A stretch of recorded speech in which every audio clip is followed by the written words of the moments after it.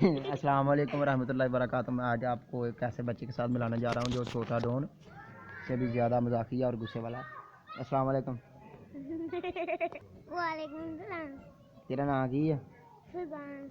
फरजान। तो तेन प्यार ना कहते हैं, तेन वैसे ही कहते हैं? मैनू बलोच कहंदे। हाए बलोच कहते हैं। बलोच सुना फिर, रोजा रखिया ही? नहीं। हैं? रोजा रखिया कि नहीं रखिया? रखिया वा। अगे तू क्या नहीं रखिया, हूँ तू कहना रखिया वा।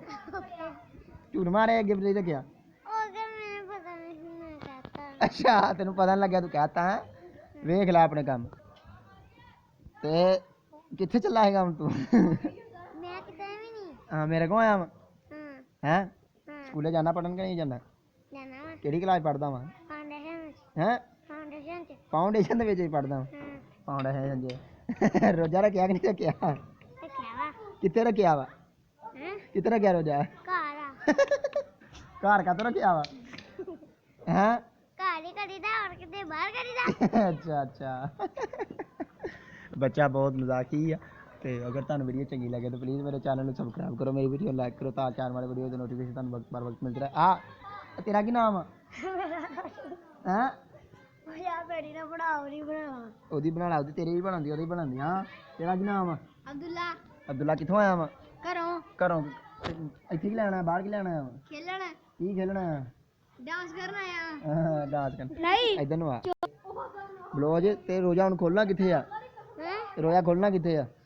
रोजा खोलना 6 मिनट लगे। 6 मिनट बड़ा है ते असर नहीं होई। हजे तो 4:32 होया है ते असर नहीं होई ते हजे तू जरा। अच्छा ब्लाउज कित्थे खोलना वा रोजा? मैं तेनू अगे पुछया। मैं घर। घर खोलना वा ते मस्जिद च नहीं खोलन जाना रोजा? मुझे भी नहीं खोलना आना। मस्जिद च खोलन जाना वा? यार तू रोजा क्या रखिया कित्थे? मैनू समझ नहीं आई कित्थे रखिया रोजा? वो घर रखी जावा। नहीं पता। नहीं तो मैं ते अपनी दुकान च रखिया, तू घर की रखिया? मैं घर रखिया। घर का तो रखिया घर ही रखी। ब्लाउज रोजा मस्जिद च नहीं खोलना फिर?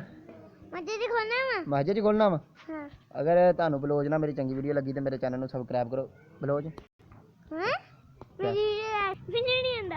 आज राजू। अल्लाह हाफिज़। मुझे दीजिए इजाज़त। अपना और अपने गिरदुनवा का बहुत सारा ख्याल रखिएगा। अल्लाह हाफिज़।